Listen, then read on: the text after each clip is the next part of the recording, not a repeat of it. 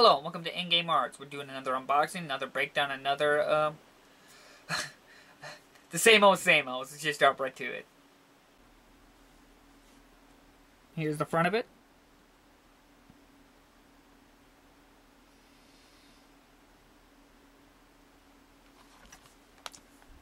The side.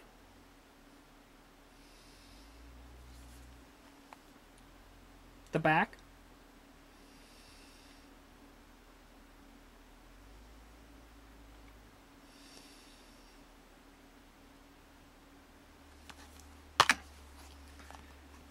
The inside.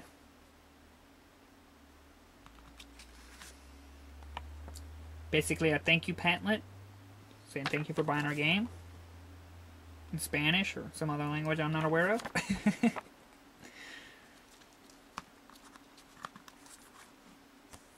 Manual.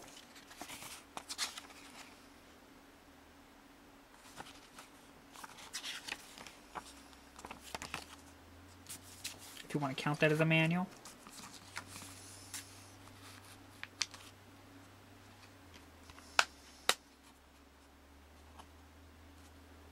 And there you go. Well, that was Dying Light, the following, the Enhanced Edition.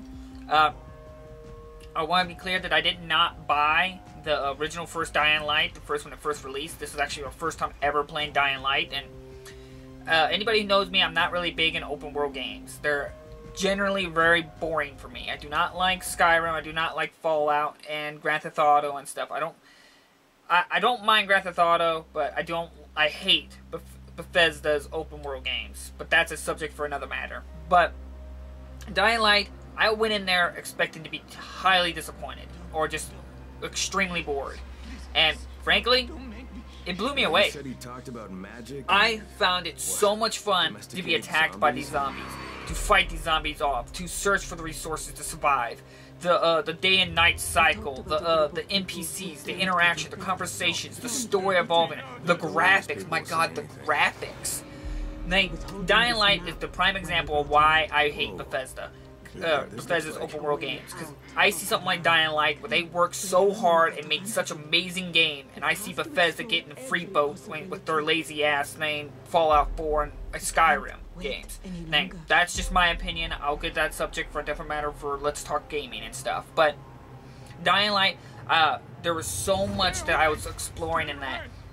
But let's break down for the Enhanced Edition. It comes with all the DLC on the disc. I don't think it comes with every single drop of DLC, but it comes with a bunch of costumes. It comes with the following DLC. It comes with a bunch of other multiplayer kind of stuff. You can do it in one player, but it says it highly recommends to play it with co-op, which there is no split screen in the game. So if they're co-op, meaning you need to go online, I think that's a downside. It would have been awesome if it had split screen, or a system link. I don't know if that's something that's died out, where you can hook up one console to another console and then just play it like that. But it comes with all on the disc. It comes with all the costumes and stuff, and it's all on the disc. My only really complaint is whenever I popped this in, it had a 3 GB update. I just got it, and I know it just released not too long ago, and it already had a 3 GB download. And the worst part is, I got the menu, and I said, no, don't download it. I got to the main menu of the area and it tells me, hey, we have this update. We highly recommend you to get the full experience of the game. I'm like, so wait a minute. The full experience of the game, why wasn't this already on the disc to begin with? So, that's the only complaint I have, is that they got lazy and did not put that update on the disc, which it should have been on the disc.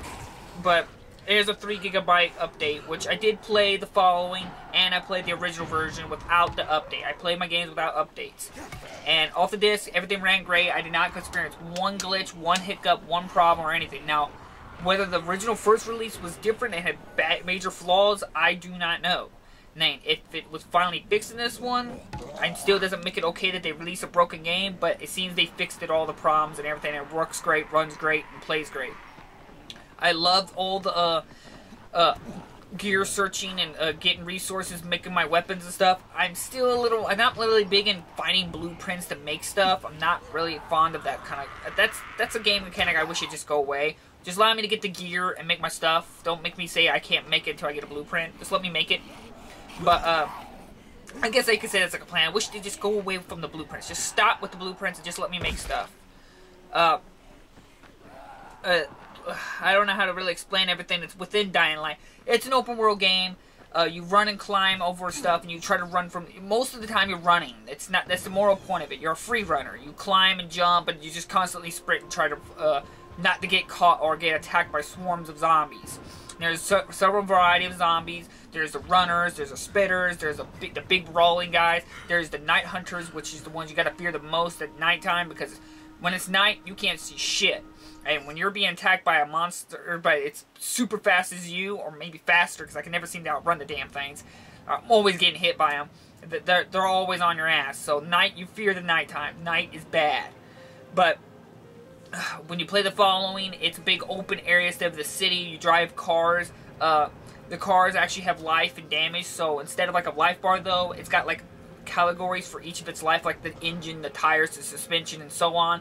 The cars actually learn how to fuel too, so if you start running low, you have to siphon out gas from used cars in the level. So it's awesome to both on the disc, so once you get beat for the first one, you can jump to the expansion of the second one, right then and there. Also, and I thought it was interesting too, is all your data from your playthrough from the first one will transfer over to this, the expansion.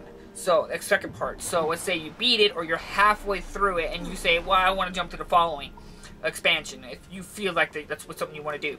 All the resources and data, the levels up and everything you did will transfer over to the following expansion. And everything you do on that one, let's say you want to play that one for a little bit and say, I'm done with this, I want to go back to the original one. Everything you did in that one, let's say the resources, the items, and the experience, will transfer over to the other one.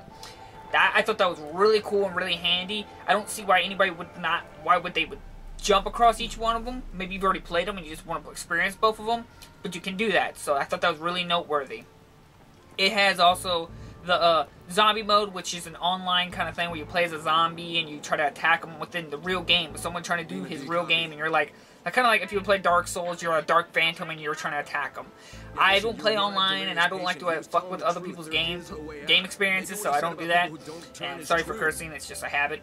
And other than that, Dying Light really blew me away for an open world game. I'm usually not interested in open world games, but Dying Light blew me away just the sheer fact of the graphics, the story, the gameplay, the mechanics of the game, where instead of me being locked down to the ground, I almost feel like I could go anywhere and do anything, climb and doing stuff that I'm constantly shouting out the screen like, why can't you jump over this fence? I could jump over this fence. I could climb that. Or why can't you move this box? Now you all know how that experience is when you're playing a game and then you get killed. Well, this game, it sometimes could be a little clunky doing the free running and stuff, but I've played worse in that category, and they did a pretty good job, and I really, really enjoyed it. Do not overlook it.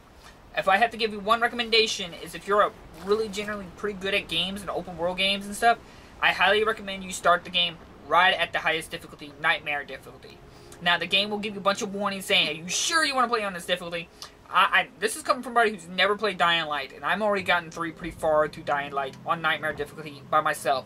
I honestly believe if you're first time playing it, and you play it on any other difficulties lower than that, you're going to get a bad experience of the game, because the game's going to be way too easy, and all the zombies and monsters and everything are just going to feel like a cakewalk.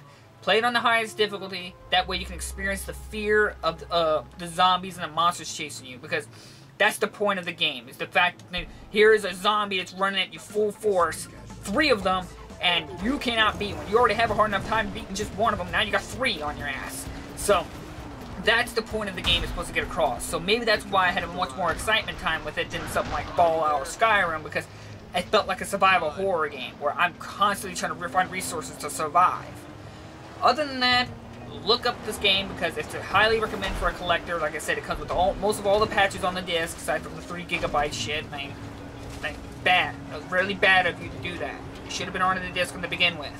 But it comes with most of all the DLCs on the disc, as you can see on the video. So, there you go. I highly recommend it anybody who's a physical collector to buy this copy of Dying Light. It comes with it all, and I've never experienced any problems with. I have not gotten that 3 GB update. I don't know what this 3 GB update does. I'm assuming it's something for the expansion, the following, which I've not dove super deep into it, because I haven't beat the first one yet, because like I said, this is my first time playing it. But I did not experience any problems with it, so that's a big hype, because when I popped in Fallout 4, I had it crash on me 3 times. and I had it other times where there's no dialogue. So the fact that you can do that in Fallout 4, you already made yourself better game than Fallout 4. But like I said, maybe Dying Light had some problems when it first released. I do not know. If they did, then shame on Dying Light, shame on the developers, and shame on the publishers for releasing a broken game. So that's my opinion on the subject. If you want to look for a copy or are interested in buying a copy or do some more research, link in the descriptions are below. If you want to buy a copy, hitting that like and subscribe button if you're interested to see more videos and unboxings from me and more Let's Plays. I might have a video here coming up here soon for me doing a Let's Play, so look for that. And thank you all for watching, and I appreciate all your thoughts and opinions, and thank you for watching this video. So thank you for watching. I'll see you all in the next episode. Bye-bye!